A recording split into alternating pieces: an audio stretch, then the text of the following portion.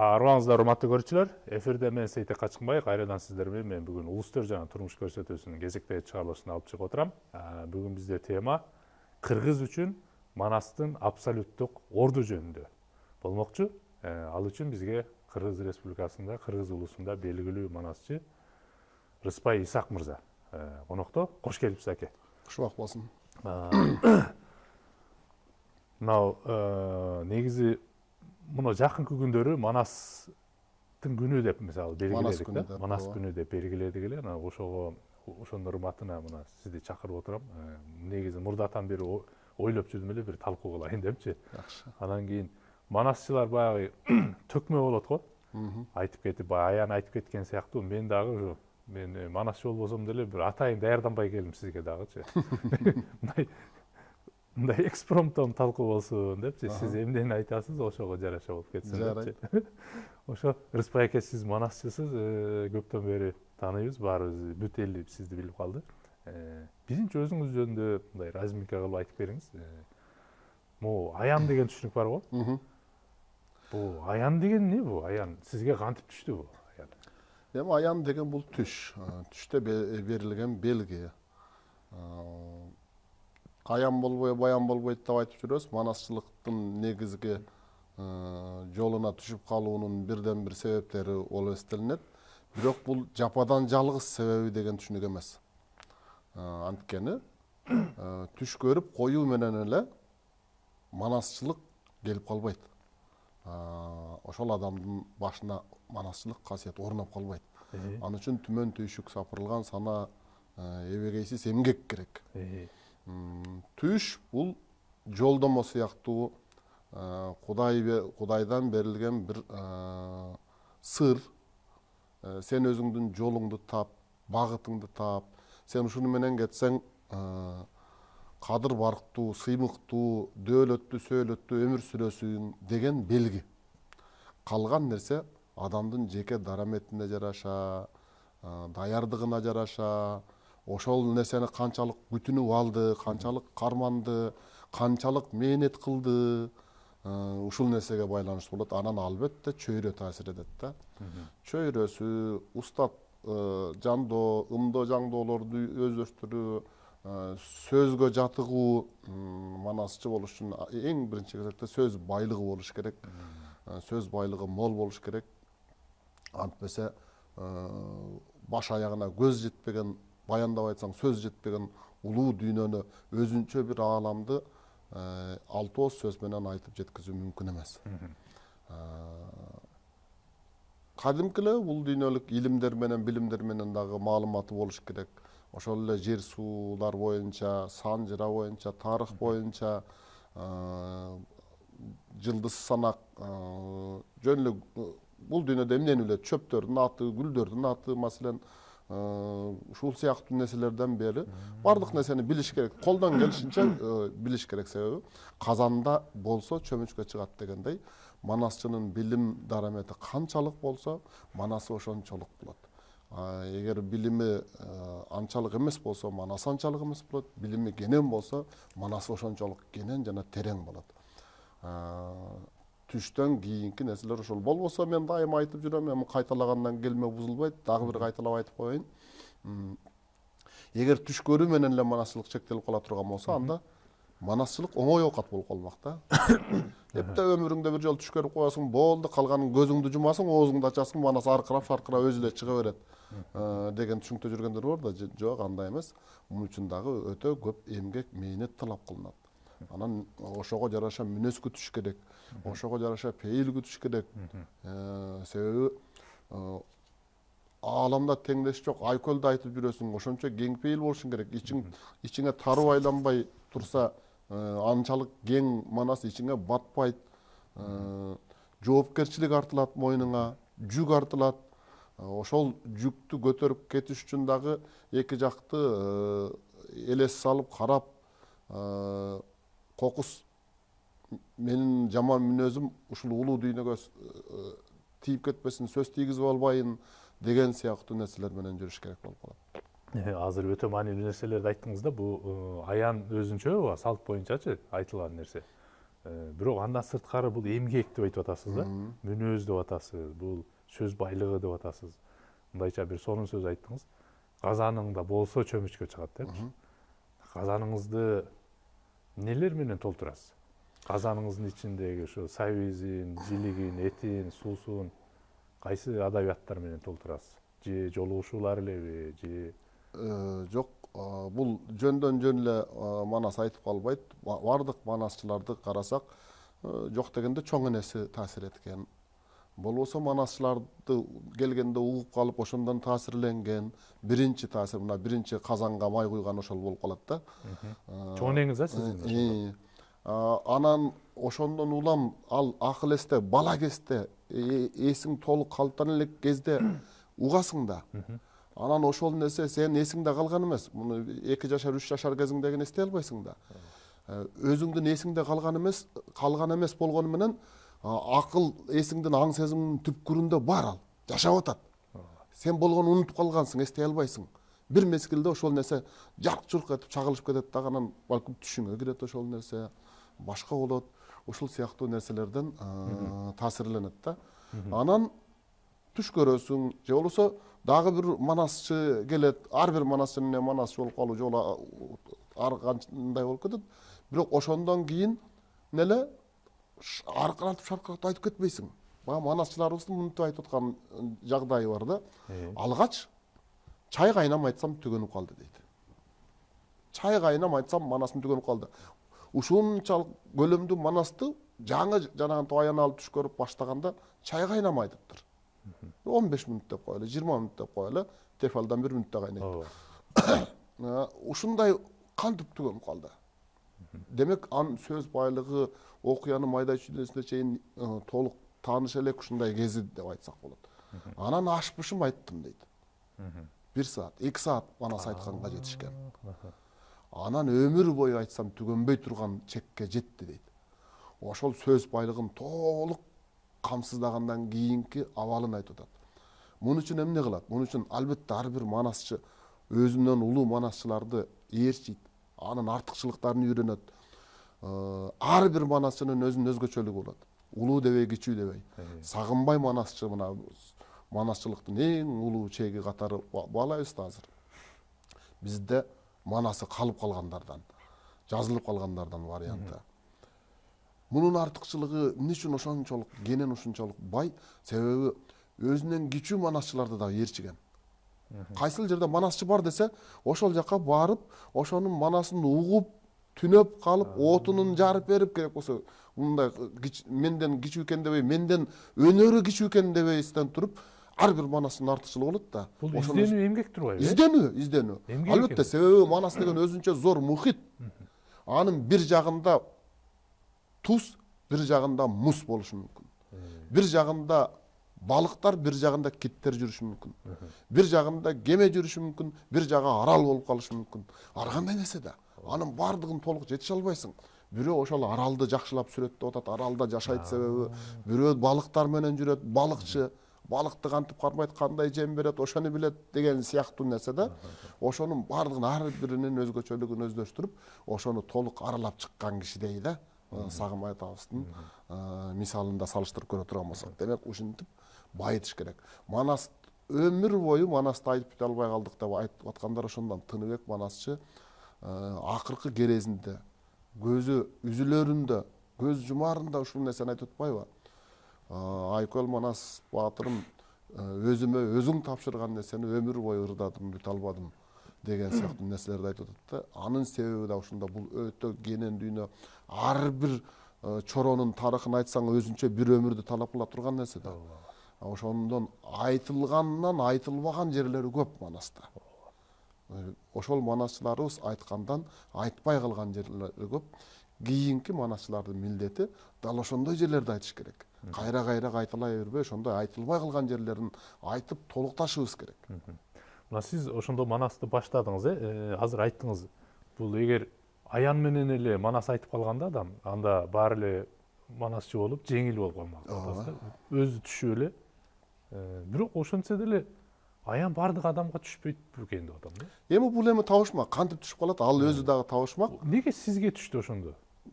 Кудайдан сураш керек. Мисалы, эмнеге мага түшкөн жок, сизге түштү да? Бул дагы Куданын кудурети, жараткандын жазмышы деген. бул дагы өзүнчө бир феномен болуш керек. Бул өзүнчө бир кубулуш. Буну изилдеш керек. Ошол эле учурда ушундай түш көрүп, аян көрүп, ошол менен айтпай калгандар дагы бар да. Мисалы, биз бала кезде 2-3 класстарга чейин дээрлик баягы жаңы жылда елка деген болчу го. Ошондо баардык эркек балдар бир сыйра манас айтканга аракет кылчук. Мен да айтып көргөм. Классикалык вариантында манас болуптур, манас атка конуптур, башында түлкү тебетей деп. Манастын уулу Семетей депчи. Ушунун баарыбыз айтып чыктык да бунучу. Анан кийин бирок баарыбыз жаттайт элек да. Сиз деле биринчи ушундай болуп баштап анан кийинки эпос мисалы окуяларды сиз өзүңүз токуп кетесизби же алдын ала мен даярданасызбы кандай? Мисал катары айттым жанагы алгаш чай кайнам дегенде. Бул бардык манасчыда боло турган кондуш. Бардык манасчы чай кайнамдын баары өтөт, баары өтөт. Тура калып эле бир күндө эле күрүккүрөп шаркырап манас айтып калдым деген кишиге мен ишенбейм. Жеке тажрыйбамда андайды уга элекмин дагы, көрө элекмин дагы. Башка эмес, ошол Келдибек, ошол Сагынбай, ошол Саякбай аталарыбыз анткен эмес. Мурунку манасчылар мынтип айтат эле, тигинтип айтат эле, чойке мынтип айтат эле деп Саякбай атабызды айтып аткан ошондон. Келдибектин келип сындап кеткен ошондон Сагынбайда. Ошол нерседен бардык манасчы өтөт. Такшалат, улам сөзгө каныгат. Бир жерде чала чарпыт айтып кетет, бир жерде какап, чакап, аптыгып сууга чөккөн кишидей болуп мукактанып айта албай калган учурлары болот. Кээде оозуна даяр сөз келбей калган учурлар болот. Кийин такшалган учурда деле. Ар кандай кырдаалга жараша боло турган нерсе да. Мына ошолордун бардыгынан өтүп отуруп анан келет. Бизге келе турган болсок, биз жаттап эле баштаганбыз. Маселен, ошентип эле жаттап эле кадимки сабактан тапшырма берип эле. Ошол нерсе кийинкиге түрткү болуп, бир мезгилде бириң эки болуп, экиң жети болуп, андан ары арып кетет да жанагындай нерседен. Анан андан ары байып жүрүп отура берет. Бүгүн мисалы манасчылардын айталы абалында бүгүнкүчү. Ошондо манасчылардын арасында бүгүн иерархия барбы? Мындай же бир уюмдар, манасчылар ассоциациясы же болбосо же бир мындай уюму деп анан ал жерде манасчылардын эң кыйын манасчы экенин аныктай турган кандайдыр бир критерийлер барбы? Мындай айталы каратэде же кендодо 8-дан бүгүн эң жогоркуда 3-күү, 2-чи, 1-күү деп көтөрүлөт. Ошол сыяктуу манасчыларда кандай? Бул татаал маселе, бирок бул нерсе болуш керек. Болбош керек деп жүргөн да манасчыларыбыз бар. Манасчыларды жарыштырбаш керек. Манасчылар Кудайдан берилген нерсени айтып атат дегендер бар да. Андай боло турган болсо, ар ким манастын атына жамынып алып, мен манасчымын деп жүрө бериши мүмкүн. Стандартизация керек, жан багып жүрө берет да, оокатын кыла берет. Албетте манас дүнөөсү кең, ага да орун таап берет. Андайлар да жок эмес. Бирок нукура манасчыбы же манасчы эмеспи деген нерсени аныкташ үчүн өзүнүн талаптары болуш керек. Манасчылар, Манас Бурас деген коом бар, Саякбай манасчы деген коом бар. Манасчылар Кудайга шүгүр болуп калды, азыр уучубуз кур эмес, көбөйүп атат. Бирок ошондо анын канчалык экендигин билиш үчүн атайын сынактар уюштурулат. Сынактардын өзүнүн тартиптери бар. Манас темасында өзөктүү окуялардан суроолор түзүлөт, маселен. Анан билет аркылуу ошол кайсыл окуя туш келсе, ошол жерин айтып кетиш керек. Жөн эле айтып, ойдоону айта берсе, анда да туура эмес. Анын ошол окуянын өзөгүнөн чыкпай айтып атабы, өзүнүн сөзүн айтып атабы же жаттап атканын айтып атабы, муну адистер карап туруш керек, ошол жерде баалап туруш керек. Анан өзүмдүн манасым эле деп манасты майдалап ийбеш керек. Анан манас барыптыр, аңтара жыгып сайыптыр, анан өлүп калыптыр, тигил Коңурбай кордукту көрүптүр, көмкөрөсүнөн түшүп өлүптүр дей берсе эле манас боло бербейт. Манас болуш үчүн, Алатоону сүйүш үчүн Алатоодой жүрөк керек деп кайсы бир акыныбыз айткандай, манас болуш үчүн ар бир сабы Алатоодой салмактуу болуп туруш керек. Эпикалык саптар, эпикалык салыштыруулар керек. Ар бир сөзүң барскан менен башка чапкандай адамдын акылын 6 эсин 2 кетирип эңги-деңги кылып тура турган нерселер болуш керек. Анысы жок. Күнүмдүк сөздөр, күнүмдүк даяр уйкаштыктар менен анан кийин кууп жетип бар деми куйругуна сай деми дей берсе эле манас болуп кала бербейт. Ушундай нерселер менен анан манас болот. Ошону аныктай турган өзүнүн эрежелери бар. Ал ар түрдүү. Маселен, бир окуяны ошол 2 манас болобу, 3 манас болобу, бир окуяны айтышы мүмкүн. Кимиси көркөм айтты, кимиси мыкты айтты. Мынтип сынаса болот, жанагындай билет аркылуу сынаса болот. Андан сырткары бирин-бири улап. Ону Сейтек кайсыл жерден токтосо, Ырыспай ошол жерден айтат, улайт. Ырыспай токтогон жерден Шайырбек улайт, Шайырбек токтогон жерден Эрнис улайт деген сыяктуу нерселер болушу мүмкүн да. Ошондой кылып, анан кийин ошондо дагы өзөгүн бузбай кетип дагы аны карайт. Окуялар такпы, аттап кеткен жокпу, чаптап кеткен жокпу, каармандар толук катышып атабы, бурмалап ийген жокпу деген сыяктуу нерселердин баардыгын карап туруш керек. Ырыспай ака, азыр сөзүңүзгө аралжы. Азыр мен суроо бергенде айттыңызда, манасты стандартизациялап, мындай категорияларга бөлүүгө каршы кишилер да бар дедиңиз да. Негизи бул эмне үчүн сурап атам? Бул азыр мен айтып кеттим го, кендодо, каратеде дандар бар депчи, кара куралат деген. Бул илгери Жапанда бул да жок болгон. Бул Жапан Мэйджи революциясынан кийин Батыш Европага мындай биринчи ошолордун системасын кабыл алгандан кийин стандартташтырып, бир стандартка алып келип, бир критерийлерге орнотушкан да. Анан ошол учурда булардан дагы консервативтери каршы чыккан. Бул болбогон нерсе. Биз кантип эле өзүбүздүн илгертен келген ушу салтыбызды, маданиятыбызды бир мындай категорияларга бөлүп ченейбиз. Бул болбогон нерсе деп каршы чыккан да. Бирок кийин ошол берки жагы жеңип, бүгүн стандартизация болуп, мектептерде, университеттерде, бардык жерде азыр ушу бир стандарт болуп, баягы сиз айтып аткандай чай кайнамдын деңгээлинде мунуну билиш керек, аш пышкан деңгээлге мунуну билиш керек деп баягы өздөрүн бөлдү да. Анан кийин ошол учурда дагы бир кызык нерсе бар. 8-чи дан кендодо эң жогорку болсо, негизи 7-чи дандан көтөрөрдө бир 100 кишиден бирөө гана өтөт да. Бирок аны аныкташ үчүн 4-чү, 5-чи дандарга тапшырылбайт бул. 8-чи дандарга гана тапшырылат. Бул андан да жогорку деңгээл болуш керек да. Ошон үчүн эгер биз ошондой болуп кала турган болсок, эң жогорку деңгээлдеги манасчы бүгүн деп мындай тандоо критерийине келгенде дагы бул чатак чыгышы мүмкүн, Ооба, маселе бул көп маселелердин башын камтыган нерсе. Буга аракет кылыш керек. Аракет кылбаса болбойт. Мамлекеттик деңгээлде кирише турган нерсе. Биз өз алдынча жоболорду иштеп, ушундай болуш керек деп өзүбүзчө ойлонуп жүрөбүз. Бул маселеде албетте толгонуп жүрөбүз. Антпесе айрым түшүнүктөр бар да, манасчыларды бөлүштүрбөш керек, кыйын же кыйын эмес деп бөлбөш керек деген ойлор айтылып жүрбөйбү? Антпесе манас атын жамынып, манасты бурмалап ийгендер чыгат. Чыкпай койгон жок, пайда болуп атат андай нерселер. Анан кийин мен манасым Сагынбайдан да, Саякбайдан да башка мен өзүнчө укмуш манасчымын деп жүргөндөр бар. Анан ошондой нерселер кирет дагы, улуттун уңгусуна уу себет. Өзөгүбүздү чиритет андай болгондо. Ошон үчүн жанагындай көзөмөл сөзсүз керек. Буга чейин кандай болгон ал? Эл бардыгын билген.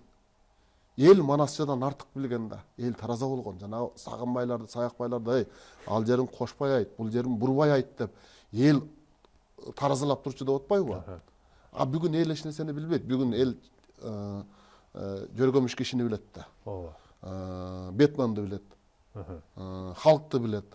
Макгрегорду жакшы билишет. Макгрегорду жакшы билишет, Майк Тайсонду жакшы билишет. Ошон үчүн ал кактан алып караганда адистерибиз бирин серин эле. Бирок тапса болот, жасаса болот. Манасчынын үнү боюнча адистерди өзүнчө коюп, сөзүнүн көркөмдүгүнө эл акындарыбыз бар. Шайлыбек Дүйшеев, Анатай Өмүрканов жана башка мыкты акындарыбыз бар да. Ал сөзүнүн көркөмдүгүн ошолор караса, тилдик өзгөчөлүгүн тилчилерибиз караса, музыканттар музыкалдуулугун караса, окуясын өзүнчө караса, жана башка ушундай калыстарды коюп туруп, керек болсо 30-40 кишини коюп туруп, анан кийин жанагындай деңгээл боло турган болсо, жалпы элдин торко элегинен өткөзүп туруп, калыбырга салып туруп, анан манасчыларды иргеп туруп, мыктысына мыкты, мыкты эмесине мыкты эмес, эң залкарына залкар деп мамиле жасоо неге болбосун? Эмне болбосун? Эми айталы, бизге баягы Манас дегенде мен жакшы билбейт экенмин, бирок бизде Сагынбайдын варианты деп дагы Саякбайдын варианты деп айтчу да. Бирок баягы классика болуп СССР учурунда чыгып калган баягы 4 томдугу бар эле го. Бул Сагынбайдын варианты да. Бириктирилген кошмо вариант. Бүгүнкү күндө манасчылар кайсы вариантын айтып атат? Анан сиздин айтып аткан вариантыңыз Рыспай вариантпы же? Илгери мындай түшүнүк бар болчу да. Окумуштуулар изилдегенде Көлдүк манасчылардын мектеби, Нарындык манасчылардын мектеби, Таластык манасчылардын мектеби, Түштүк манасчылардын мектеби деп шарттуу турда бөлүштүрүшкөн. Бул туура болгон, себеби ошондой баягы аралыктын таасири менен ушундай учурлар болгон. Бирок бүгүнкү күндө андай нерсе жок. Бүгүн дагы ошондой бөлүштүрөбүз деген өзү туура эмес да. Себеби бүгүн маалымат кенен, аралыктар жакындаган, мүмкүндүктөр кеңейген. Ушул жерде туруп Америка менен сүйлөшүп атабыз, маалыматты алып атабыз. Айга колубуз жете турган заманда жашап атабыз. Ошол учурда бул мүмкүндүктү манасчылар да пайдаланат. Тасмадан көрүп, китебин окуп, үнүн угуп, баардыгын аң сезимибизге сиңирип батырып атабыз. Илгери Сагынбай жанагынтип ат тердетип, элин жоорутуп аттын кыдырып, жүрүп өздөштүргөн болсо, азыр ошонун баардыгын бир эле жерден алып алууга болот да. Бул мүмкүндүк бар. Бул мүмкүндүк эмнени алып келип атат? Синтездик вариант жаралат. Сагынбайдыкы, Саякбайдыкы, Жусуп Мамайдыкы, Акмат Рысмендеевдики, Шапак Рысмендеевдики, Жаңыбай Кожоевдики, Мамбет Чокморовдуку жана башкалардыкы болуп отуруп, ар биринен канчалык маалымат көп болсо, ошол нерсенин баардыгы акылында, жүрөгүндө ширелишип отуруп, анан кийин өзүнчө бир туунду жаралат. Сейтектин айтымы, Ырыспайдын айтымы, жана башкалардын айтымы болуп. Ошондо сизде бүгүн Рыспай агымы деп айтсак болобу бүгүн? Албетте өз алдынча айтууга аракет кылып жүрөбүз, бирок менин вариантым бар, мен өзүнчө айтам деп көкүрөк кагып, төш коюп мактануу бизге эрте. Бүгүнкү манасчыларга жеке мага эле эмес. Себеби варианты дегенди кармана турган китеби, диски жана башка нерселер чыга элек да. Анан жөн эле куру сөз менен мактана бергендин өзү туура эмес деп ойлойм. Ооба. Ошондо сиз кантип изденесиз? Мисалы дагы мындан да күчтүү манастын мастери болгуңуз келет да, мисалычы. Мен оюмча сиз азыр бир мастерсиз, бирок мастер деле токтонбойт деп ойлойм да, изденип турат да. Түгөнбөгөн нерсе да бул. Сиз мисалы бүгүнкү күндө кантип изденип атасыз? Кантип айталы сиздин өзүңүздүн айтуу манераңыз бар дейли, бул калыптанып калды дейли. Бирок куплеттерди байытуу же болбосо аны фантазияларга толтуруу же сюжетин кеңейтүү деген сыяктуу буларды кантип изденесиз? Бул жанагы жеке мээнет кылуу жөнүндө айтпадыкпы, эми бул өзүнчө касиет, Куданын кудурети менен жаралган нерсе экендигин да моюндашыбыз керек. Бул турган иш, эч ким тана албайт. Ошон үчүн жанагы темабыз абсолюттук күч болуп атпайбы, манас. Кылымдар бою келаткан таң калыштуу кубулуш эмне үчүн жоголуп кеткен жок, эмне үчүн унутуп калган жок кыргыз манасты деген өзүнчө таң калыштуу. Бул теманы азыр кичине туруп баштайбыз буну. Анан ошондон алып караганда ошондой түш көрүп, кайыбынан ушундай нерселер болгон окуялар болот. Ошону менен изденесиң. Жакында эле мен чоң казатты көрүп, түшүмдө түнү менен бир түнкү бир экилерде көрүп алып, 5ке чейин уктабай отурдум, ошонун ар жак бер жагында ойлонуп, аркынысын карап, беркинисин карап, ушундай нерселер болот да. Анан укмуш нерселер болот, эми таң калыштуу нерселер болот.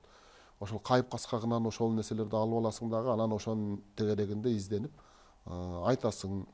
Кээде айтып атканда бир башкача ойлор келет. Изденүү токтобойт. Манаста баягы спортто маселен баланча жашка жеткенден кийин спортко жөндөмүң начарлайт. 35тен кийин күрөшө албай каласың. Анан ошондой нерселер бар да. Манаста улам жашың өткөн сайын баягы 90га чыккан карыя кече жаштык кылган экенмин дегендей болуп, улам мурунку кемчиликтериңди көрө баштайсың, улам дагы бир нерсең байый баштайт, улам бир дүйнө сачыла баштайт. Мен айтпадым, манас дүйнөсү түгөнбөгөн аалам өзүнчө, кайсы бир окуясы жаңы бир нукта көрүнө баштайт, мурда айтылбаган окуяларды айта баштайсың. Ушинтип изденүү тынымсыз болуп турат. Бул окуялар жөнүндө эле айтканда. Анан айтуучулугуң да улам жашың өткөн сайын үнүң өзгөрөт, демиң өзгөрөт. Ошого жараша обонуң өзгөрөт. Мурункудан дагы калыпка түшкөн бул жер анан калса обон баягы айтып аткан учурда жаралып кеткен жерлери болот да. Ошол кырдаалга жараша, окуяга жараша үнүңдү өзгөртүп айтасың, ушундай нерселер болот. Мисалы өзүңүздүн кругозор көрөнгөнүңүздү кеңейтиш үчүн кандай китептерди окуйсуз? Бардык эле. Бардык эле китептерди окуп турасыз. Манаска тиешеси жок болушу мүмкүн эмес деп ойлойм. Бардык нерсени жана Жусуп Мамай Кытайдын кинолорун көрүп отуруп айтат дейт. Тебишкен, чабышкандарды көрүп отуруп карып калган кезинде өмүрүнүн акырында айткан окуялары да туй атаң ушуну башта көргөндө манасты башкача айтмак экенмин деп. Себеби ал жерде баягы канжар колдор деп Шаолиндер жөнүндө дагы кээ бир жерлери кийин айтып жүрдү го. Бар экен 70 өнөрү бар экен Шаолинде деп. Ошол сыяктуу нерселер болуп калышы мүмкүн да. Байыт ошону менен. Ар бир доордун изи калган да манаста ошон үчүн. Ошон үчүн эми мына фундаменталдык мына терең немесин сүңгүп кире турган болсок, баягы темада айтылып кеткендей, кыргыз үчүн бүгүн Манас бул абсолюттук чоңдук да. Манастан мен билгенден эч бир кыргыз бүгүн шектене албайт, а жөнүндө тамаша да айта албайт, ага акарат да келтирип бир сөз да айта албайт. Оюмча жаман ойду да ойлоп көрө албайт деп ойлойм да. Мен түшүнөм да бүгүнкү кыргыз. Дагы бир кызык нерсе бар, ушуга окшогон, ошо Жапанды азыр айтып кеттик. Жапанда император бар го. Тенно Хейка деп коет, ханы да. Бул бар, бирок ошол учурда премьер-министр негизги чоң күч да. Бирок ал символикалык күчү бар, саясий күчү жок. Деген менен императорго жапондорду эч ким гезиттерге да ал жөнүндө тамаша да айта албайт, жаман сөз да жазышпайт. Бирок элдин арасында анча-мынча биздин салыктын эсебинен жөн эле жүргөн киши да деп ойлогон кишилер бар, бирок а жөнүндө эч жерде жазылбайт да, бул табу. Ошол сыяктуу кыргызда дагы бизде Манаска эч ким шек келтирбейт да бүгүнкү күндө. Бирок айрым учурда тилекке каршы Манаска да шек келтирген айрым кишилердин Facebookка жазган постторун окуп калам. Тилекке каршы. Жана жүзүн жашырып алып айтып аткандар ошондой да. Ачык чыга албайт. Себеби ачык чыкканда кандай күндө каларын тарых далилдеп койгон, ошон үчүн андай болушу мүмкүн эмес. Ошону айтсаңыз, ошого бул Манастын ушундай чоң эбегейсиз абсолют экенинин себептерин сиз бир аз чечмелеп айтсаңыз. Жөнөкөй алганда биздин ушул күндө жашап атканыбызга себепкер болгон киши. Экөөбүздүн жарык жерде маңдай тескей отуруп алып баарлашканыбызга биринчи себепкер болгон киши Манас. Себеби биз эл катары жоюлуп кете турган болгондо ошол киши сактап калган. Анан мен таң калган нерсе мына андан бери канча заман өттү, не деген баатырлар болду, не деген акылмандар болду, ошолордун бири Манастай болуп айтылып калган жок. Бул баатырлык эле болбош керек деп ойлойм да бул жерде. Дагы кандайдыр бир күч бар. Экинчиден кандай бир укмуш доорлор өттү. Чыңгыз хандын чапкыны, Аксак Темирдин чапкыны, Искендер Зулкарнайындын чапкыны гүлдөп, дуулдап, шуулдаган замандар биздин элдин үстүндө болуп атты да.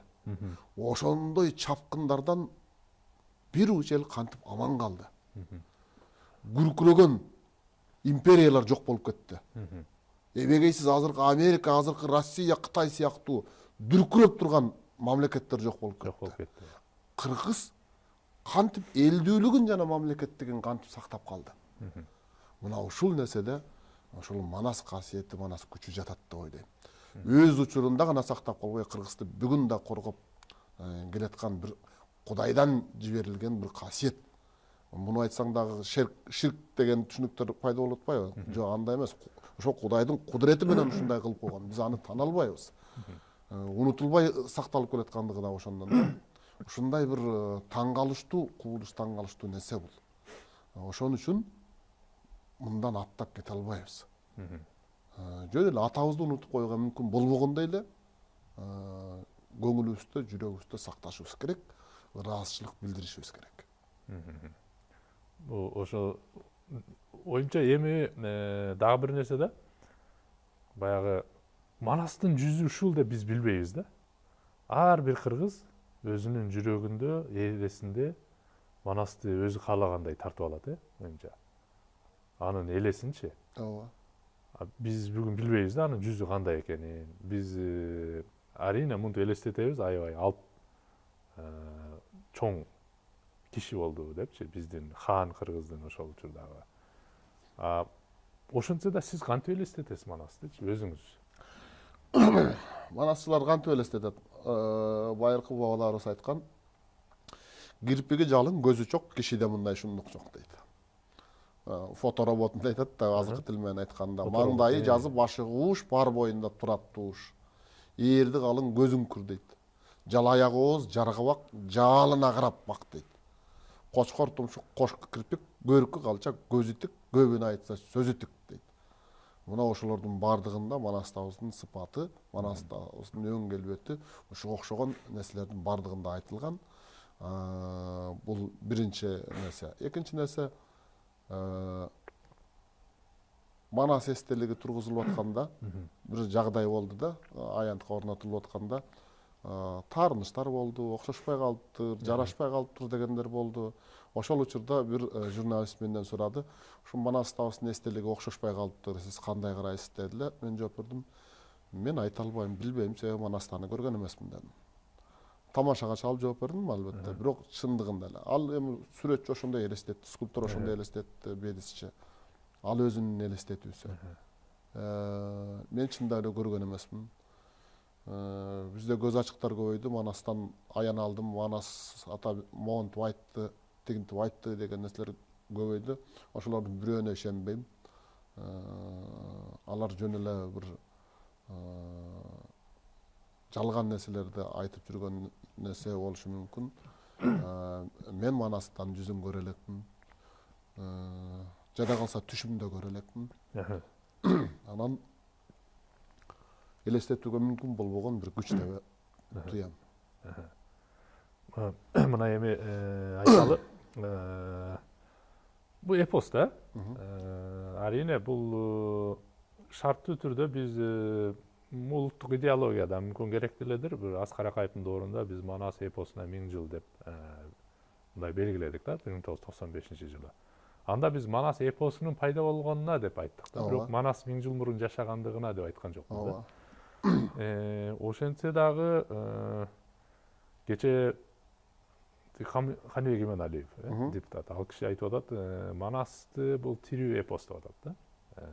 Бул деген нерсе дүйнөдөгү мисалы башка бир эпостор мындай Куран сыяктуу бир формасы калыптанып калып, аны бүгүн эч ким өзгөртө албайт дейт да, сүйлөмдөрүн, сюжеттерин өзгөртө албайт дейт. Бирок биз Манасты бүгүнкү күнгө чейин ар кимдин варианты деп айта беребиз. Бир учурда ал бул жерде жүргөн болот, бир учурда башка бир вариантта башка жерде болгон болушу мүмкүн да. Сөзсүз дал келген учуру жок. Ошентсе дагы бунун бир дагы жакшы жагы, мүмкүн биз Манасты бир ушул доорго белгилеп мындай бекитип албаганыбыз жакшыбы деп ойлойм да. Бир доорго кармоо мүмкүн эмес дегиле. Себеби буга аракет кылгандар көбөйдү. Тарыхтан конкреттүү бир датаны кармап, ал эмес Манастабыздын туулгандыгы жөнүндө күбөлүк көтөрүп чуркагандар дагы көп. Баланчанчы жылы, баланчанчы күнү туулган экен деп изилдегендер андан көп. Бирок Манастабызды бир доорго кармоо мүмкүн эмес. Жер жаралгандан берки окуялар камтылат Манаста. Динозаврлардын доору айтылат. Жабыр баян деген бар, пилигерикти жеген бар деп. Эгер андай боло турган болсо, Манас ошол доордо пайда болгон, ошол доордо жашаган деген сөз эмес бул. Манастан ошондой нерселердин бардыгын табууга болот. Манастан келечектеги нерселерди табууга болот. Манастабыздын кылычы маселен бүгүнкү күндөгү технология жетиш элек нерсе. Себеби Манас таасынын кылычы кандай болуп атат? Уруштуу күндө узарган, учу жанып кызарган кылыч эле. Узарып кыскарган кылычты жасай элекпиз биз азыр. Жөнөкөй эле нерсе менен алганда да. Мына ошого окшогон келечектеги нерселер бар. Учурунда Манас таасынын ак келтесинин мүнөздөмөсүнүн негизинде Союз учурунда КГБ изилдеген бул боюнча. Ошондой курал жасоого дал баштаган атайын КГБнын долбоору болгон. Бул азыр жашыруун эмес. Учурунда жашыруун болгону менен. Мына ошондой нерселерди изилдөө талап кылынат. Демек, эч качан бир доорго кармап батыра албайбыз Манасты. Келечек жөнүндө айтып калдыңыз. Мисалы Манас атанын кылычы дегенде бирөө үчүн бул 20 метрлик узун кылыч да. Бирок биз келечекти алганда, мына эсиңизге бир чыгарманы айтып кетейин. Кылычы жок самурай деген чыгарма бар да. Бул деген нерсе бүгүнкү күндө мисалы Жапанда бүгүн самурайлар жок дейт да. Мен ал жерде жашап келген кишиге айта алам, самурайлар бүгүн Жапанда бар да. Самурай арине илгеркидей болуп, баягы кимоно, хакама кийип, кылычты алып, мындай чачын алып жүргөн кишилер эмес. Бирок алардын жүрүм туруму, алардын мамилеси, алардын сүйлөгөн орду, алардын айлана тегерекке жумушка болгон мамилеси самурайдыкындай болуп калды. Бул убада деген нерсени кармоо ошол кылыч менен бирдей нерсе деген сөз. Биз дагы ошол мааниде Манас атанын кылычы дегенде сиз жакшы нерсе айтып кеттиңиз. Бул келечек жөнүндөгү Манас. Келечектин Манасы сөзсүз мындай киши өлтүргөн кылыч эмес, акыл эс болушу мүмкүнбү?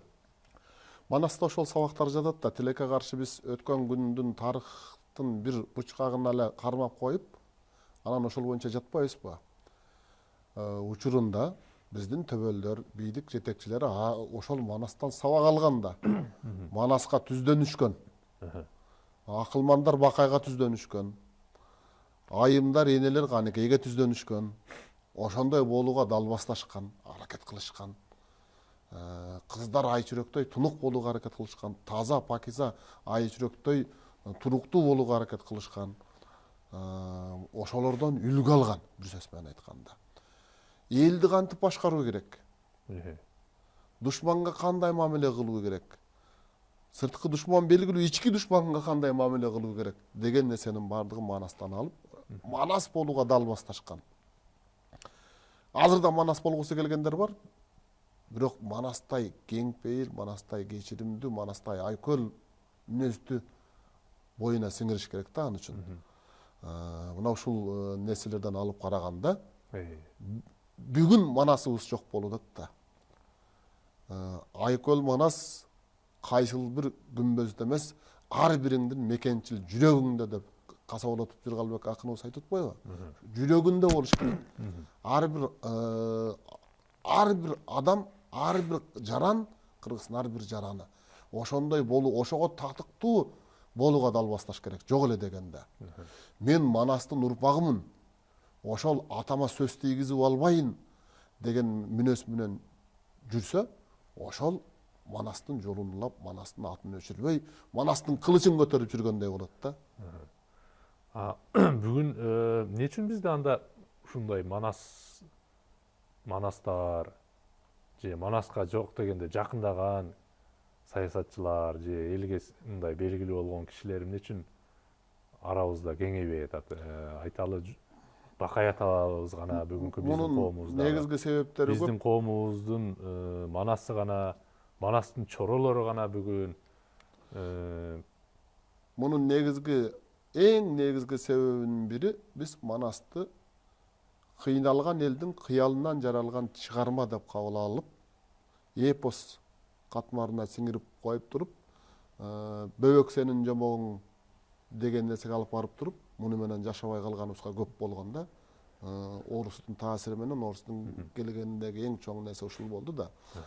Эң чоң залакасы бизге, пайдасы албетте аны башка жагдайда айтылар, бирок ушул жагдайда биз аны жомокко чыгарып түртүп салдык. Турмушубуздан түртүп салдык да. Күнүмдүк турмушубуздагы пайдалануу эрежелеринен түртүп салганбыздагы, ошондон кийин эгемендик алдык, ал болдук, бул болдук, ошол боюнча унутта калып келатат. ошол замандан бери. Болбосо бүгүн Манас болгонбу, болгон эмеспи деген суроо байма-бай берилет да. Учурунда мындай суроо адамдын акылына келген эмес. Биздин бабалардын Манас болгонбу, болбогонбу деген суроону ал мезгилде берилген эмес. Эгер берилсе башка жөнөт да, андай суроону берген адам.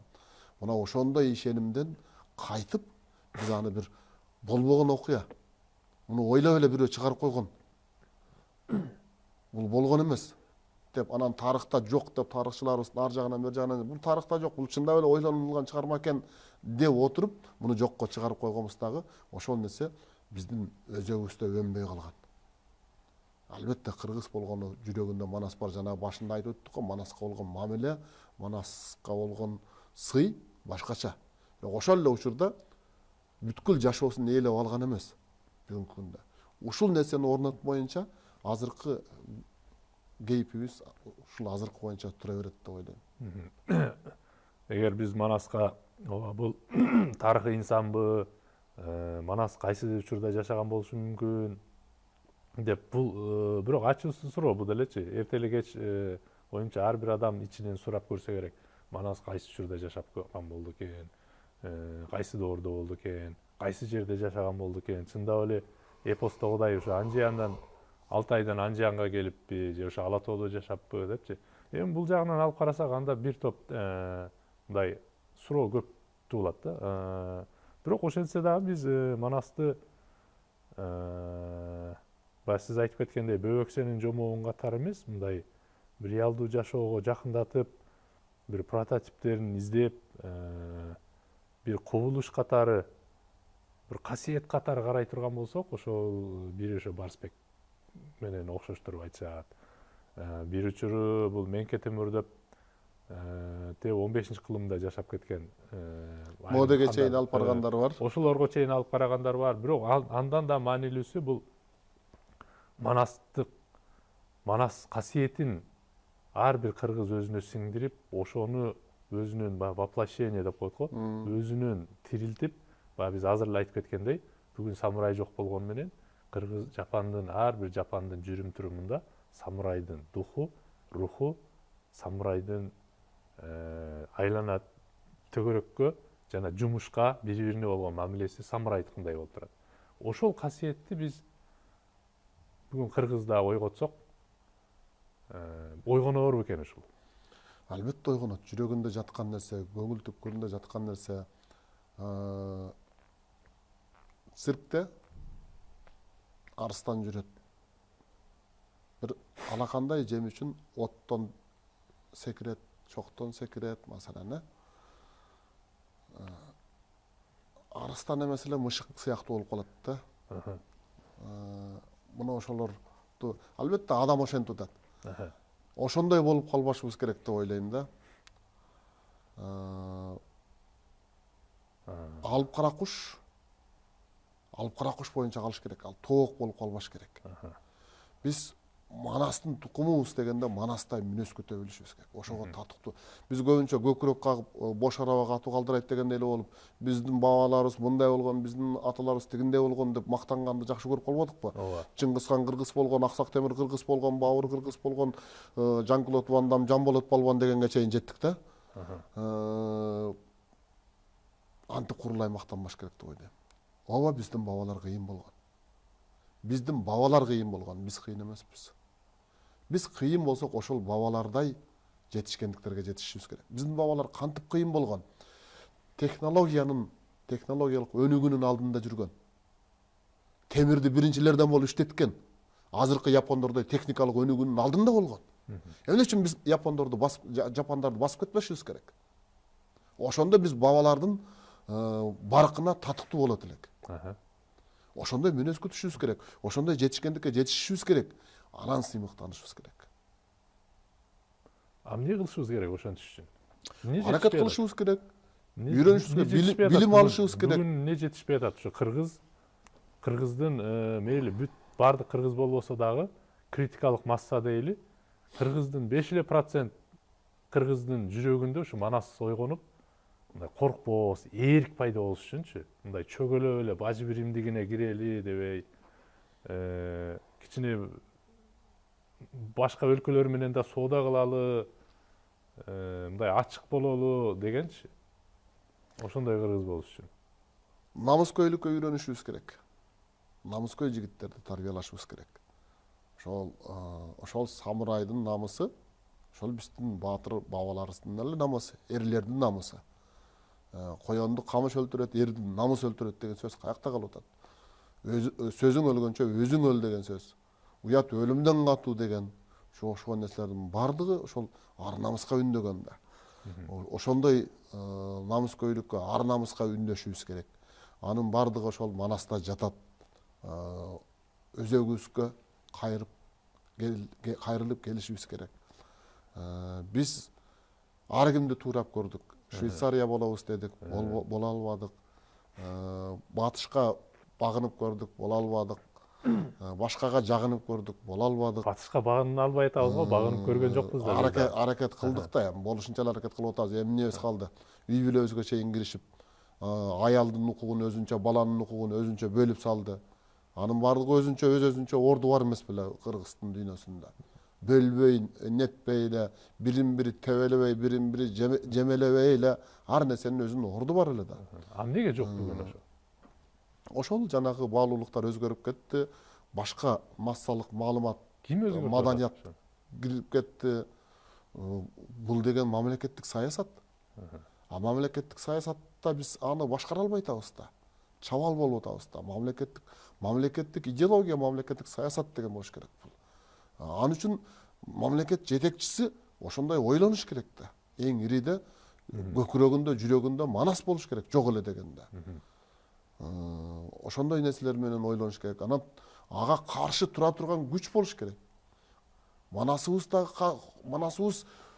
каршы коёюн десек, эч жагынан жетишсиз болуп калат баягы. Үйүңө киресиң, башка эмес Манасчынын балдары, Манасчылардын балдары үйүндө человек паукты көрүп отурса, анан кантип башка муунду тарбиялайбыз? Демек, мамлекет ошол нерселерди камсыздаш керек да. Анимациялык багытта иштешибиз керек. Күнүмдүк жанагы Жакабанын күбөлөрү деп канчалаган китептерди таратып жүрөт. Эмне үчүн ошентип Манас боюнча китептерди таратпашыбыз керек? Ушундай нерселерди, көптөгөн нерселерди алып барышыбыз керек. Компьютердик оюндарга киргизишибиз керек болсо Манас оюндарын. Сунуштамаларды киргизишибиз керек. Толтура дың боюнча жатат Манас. Эч жагынан иштелген эмес. Сүрөттө аракеттер болгон, искусстводо, маданиятта аракеттер болду бир аз. Бирок ошол боюнча калып кетти да. Манас изилдөөчүлөрүбүз жок койсо башканы коюп. Манасты чар тарапты изилдесек болот. Манастагы медицинаны изилдесек болот. Тарыхты изилдесек болот. Санжыраны изилдесек, астрологияны изилдесек болот. Географияны изилдесек болот. Боло берет. Анатомияны изилдесек болот. Манаста кандай берилген мүчөлөр. Зоологияны изилдесек болот. Арыңызга макул болдум ошо. Азыр элестеттим да. Негизи Манасты таркатууга эмнелер керек дегенде, бизге келип эле ойлосом, азыр сиз айтып аткан нерседе бизде инструмент проблема экен да. Буну жеткизүү, аны стандартташтыруу, анан баардык жерде ушул стандарт бирдей деп кабыл алына тургандай болгон бир стандарт керек экен да. Мисалы айтсак, экинчи деңгээлдеги Черный пояс экинчи дандагы Манас чекен дегенде биз баарыбыз бирдей түшүнө тургандай стандарт керек болот экен да, ошол эле. Бул кайра эле ошо биз Жапандын ыкмасын колдонуш керекпи деп атам да. Ошо батыштын стандартизация кылган жолдору. Келип эле мисалы, эгер биз айталы мектепке азыр Манас деген сабакты киргизе турган болсок, барып туруп, сиз түшүнгөн Манасты, же мен түшүнгөн Манасты, же дагы бир таластагы аймактагы бир жигит түшүнгөн Манас, үчөөбүздүкү үч башка мисалычы. Бирок биз стандарт менен муну Манас мектепке уруксат, муну айтсак мүмкүн азыр болбойт дей тургандай бизге демек стандарт керек экен да. Бала бакча үчүн өзүнчө окуу куралы, төмөнкү мектеп класс үчүн өзүнчө методология, орто класс, жогорку класс усулдук ыкмаларды иштеп чыгышыбыз керек да. Бул биринчи. Азыр деле Манас сабагы өтүлүп атат. Манас таануу деген сабактар жогорку окуу жайларында бар. Ошого адистер жетишпейт да. Адистер жетишсиз. Демек, биринчи кезектеги биздин максатыбыз адистерди тарбиялашыбыз керек. Бул келип эле кайра ошондо биз мындай бүгүнкү дүйнө жүзүндө жетишкен өлкөлөр бул батыш болуп атпайбы кайра элечи. Жапан мисалы, ошол Жапан өзүнүн салтынан баш тартпай, ошо кендо каратесинен. Бирок ошо батышта колдонгон технологияларды өздөрүнө киргизип, ошону стандартташтырып, мына күйүдан кийин биринчи дан, анан экинчи дан болот, анан мына приемду өнөрдү үйрөнсө үчүнчү дан болот деген сыяктуу системдештирип атканы, демек, бул жакшы нерсе да. Бул турмушубузда технологиялык өнүгүүлөрдү, телефонду, микрофонду, телени, экранды пайдаланып, кийимдерди пайдаланып атабыз. Бөлбөйбүз, Бул батыштыкы, бул чыгыштыкы, бул Марстыкы, бул Юпитердики деп бөлбөй. Себеби баардыгы эмне үчүн руханий баалуулукту ошентип пайдаланбашыбыз, өнүгүүнү пайдаланбашыбыз керек. Ошону карашыбыз керек. Өзүбүздүн баалуулуктарды ушундай стандарттарга салышыбыз керек. Өнүктүрсөк болот. Эми сөзүбүздүн аяк жагында ушу азыр мына Манас абсолюттук чоңдук, анан Манас негизи бул көөнөрбөс, чукуп бүтпөс бир энциклопедия деп атабыз да. Аябай чоң чөйрөнү да кабыл алып атат да. Бунун ичинде ошол география жатат, эл жатат, ошол дарылоо ыкмалары жатат, баардык мындай эмпирикалык адам баласы башынан өтүп кеткен эмпирикалык тажрыйба, мурас жатат да. Ошонун ичинен эми алып карайлы бүгүнкү жашоого айкалыштырып карай турган мына мамлекеттик башкаруу, демократия деген түшүнүктөр бар да. Манас менен демократияны айкалыштыра алабызбы? Манастын ичинде барбы демократияга окшогон элементтер? Чоң газатка аттанганда Манас катардагы жоокер катары аттанат. Демократия. Өзүңөр шайлагыла ханыңарды дейт. Элге салып, ханды шайлат, жолду ким баштайт, колду ким баштайт, өзүңөр билгиле деп бардыгын шайлатып алып туруп, өзү катардагы жоокер катары аттанып атат. Жок дегенде 10 башы болгон эмес. Манаска 10 башы Тазбаймат болуп, кийин унутуп калып атпайбы, Тазбаймат лакап болуп атат ошондон. Бул демократия эмеспи? Бардык учурда кеңешке чакырган, ошол Бакайдын сөзүн уккан, ошол Канекейдин, ошол Алмамбеттин сөзүн уккан, алар менен кеңешкен. Бул демократия эмеспи? Парламенттин ролун ошол Кырчорас аткарып атат да, азыркы түшүнүк менен алганда. Курултай кылып, жыйын кылып. Толтура мындай мисалдарды айта берсек, келтире берсек, абдан көп да. Ал эмес Манасты урушуп коюп атат. Манас дегенде барбай түшөт экенсиң, чала үйлөгөн чанаштай дардая түшөт экенсиң. Кошой урушуп атат Манасты. Падышага батынып сөз айтып атат. Ошончолук укугу бар аксакалдын. Ката кетирген күндө дагы Манас аны жазалап ие албай атат. Ооба. Кадимкиден сыйлаган кошойлуктан калдың деп, кол тийбеген карылең ошондуктан калдың деп, кокуйгун сөздү абаке эмне үчүн айтып салдың деп жиндеп атат. Манастагы андай учурда эч кимди карабай башын алып салмак. Ошол ошончолук аксакалдын орду канчалык экендигин көргөзүп атат да. Туура эмес ишти айтып атат. Башка бирөө айтса дейт. Ушуну сенден башка бирөө айтса, өлүк эместер айтса, башын алып канын жутат элем атаң, кошой болуп калдың да деп атат. Мына демократия. Кандай мамиле кылган. Падыша болуп эле бардыгын мен биленге чыгарып ийген эмес. Ошо демократия болгон үчүн Манаска кеңешпей туруп, бокмурун көктөйүн ашын өткөзүп ийип атат. Мен Манасы жок эле өткөзөм, Манас өзүм билем мындык кыла берет экен. Мага бийлетпейт атамдын ашын. Манаска баш ийген хандыктардын ичинде да бокмурун ким? Манас ким? Ооба. Демократия ушунчалык болуп атат. Мен Манасты керек болсо чакырбай коем деп, чакырбай койду ашына. Айласы кеткенде анан кийин чакырып атат. Мына демократия. Ошол жерде кошой менен жолой күрөшкөн ошол да, андан кийин. Ооба. Бул дагы кызык нерсе да. Эми келечек жөнүндө айтсак, бая тирүү Манас деп кеттик го. Манас мындан ары дагы кандай формаларга өзгөрүшү мүмкүн? Эми келечекти көзүм ачык эмес, айта албайм, бирок кыргыз жашап турганда Манас жашай берет. Ар бир доордун өзүнүн манасчысы болот. Келечекте балким айга күнгө канат сермеп аткан учуру азыр ошол Марска барып жашап калышы мүмкүн дейли адамзат. Ошол учурда Манас дүйнөсү, Манас касиети башка галактикадан, башка планетадан жашоо табылып калса, ошолорду да суктандыра турган күчкө, касиетке эгедир деп ойлойм. Ошондо. Эми дагы бир суроо. Мына азыркы манасчылар менен мурдагы манасчылардын окшоштуктары, айырмасы неде? Окшоштуктары ошол мурункулар айтып келаткан сөздү улап айтып келатышат. Моюнга артылган жүк милдеттүү түрдө ошону арткыларга жеткирип берүү турат. Ошон үчүн мурункудан калган сөз, байыркыдан калган сөз деп атпайбызбы?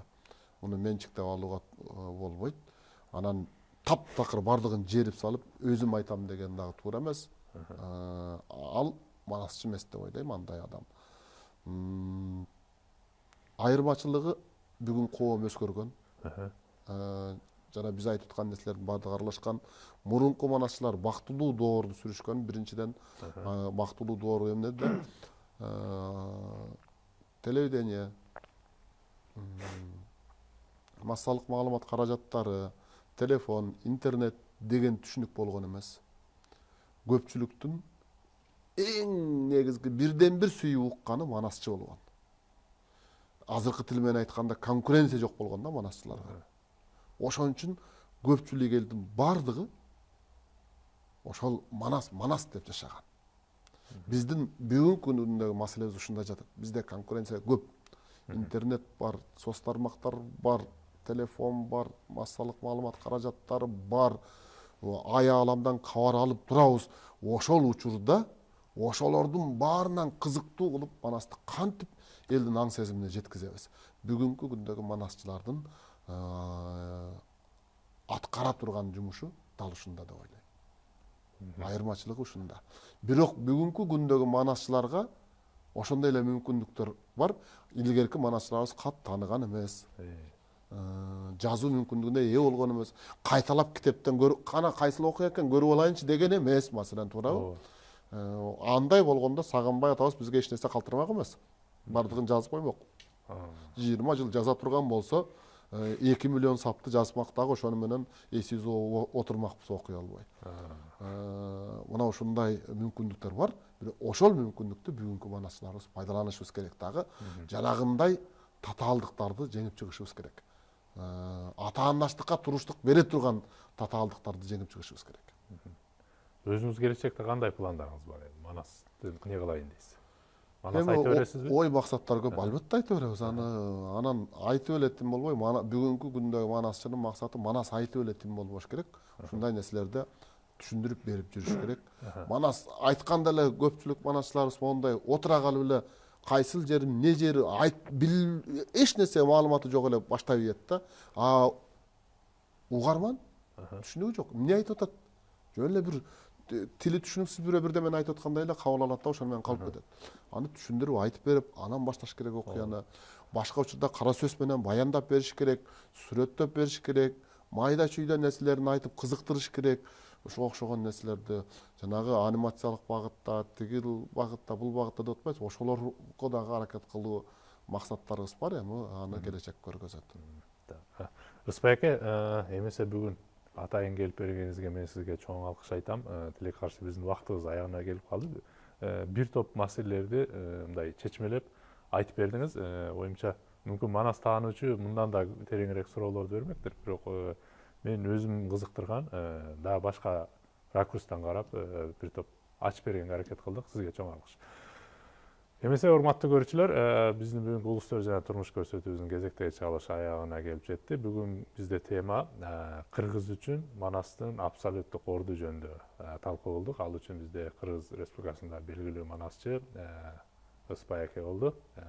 Эмесе кайрадан көрүшкөнчө сиздер менен сак саламатта туруңуздар.